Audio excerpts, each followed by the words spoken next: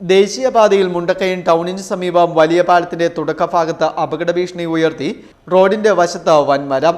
ശക്തമായ കാറ്റിലും മഴയിലും ഏതു നിമിഷവും നിലംപൊത്താവുന്ന അവസ്ഥയിൽ നിൽക്കുന്ന മരം വലിയ അപകട ഭീഷണിയാണ് ഉയർത്തുന്നത്. ദിവസേന നൂറുകണക്കിന് വാഹനങ്ങൾ കടന്നുപോകുന്ന ദേശീയപാതയുടെ വശത്താണ് അപകടക്കെണിയായി മരം നിൽക്കുന്നത്. കൂടാതെ സമീപത്തെ സ്കൂളുകളിലേക്ക് വിദ്യാർത്ഥികളടക്കം കാൽനടയാത്രക്കാർക്കും അപകട ഭീഷണിയായിട്ടാണ് ഈ മരം ഉയർന്നു നിൽക്കുന്നത്. ഏതാനും മാസം മുമ്പ് ശക്തമായ കാറ്റിലും മഴയിലും ഈ മരത്തിന്റെ ശിഖരങ്ങൾ ഒടിഞ്ഞ് ദേശീയപാതയിൽ വീണിരുന്നു. മരത്തിന്റെ ബാക്കി ഭാഗം ഏതു നിമിഷവും ഒടിയാവുന്ന അവസ്ഥയിൽ ദേശീയപാതയിലേക്ക് ചാഞ്ഞ് നിൽക്കുകയാണ്. റോഡിന്റെ വശത്ത് പാറകൾ നിറഞ്ഞ ഭാഗത്ത് ചൂട്ടിലെ മണ്ണ് തീർത്തുമില്ലാതെയാണ് മരം നിൽക്കുന്നത്. അതുകൊണ്ട് തന്നെ ഏതു നിമിഷവും ഇത് ഒടിഞ്ഞു വീഴാവുന്ന അവസ്ഥയിലുമാണ്. അടിയന്തരമായി അപകട ഭീഷണി ഉയർത്തി നിൽക്കുന്ന മരം മുറിച്ചു മാറ്റി യാത്രക്കാരുടെ സുരക്ഷ ഉറപ്പാക്കണമെന്ന ആവശ്യമാണ് ശക്തമാകുന്നത്. Festoon news, Mundakayam.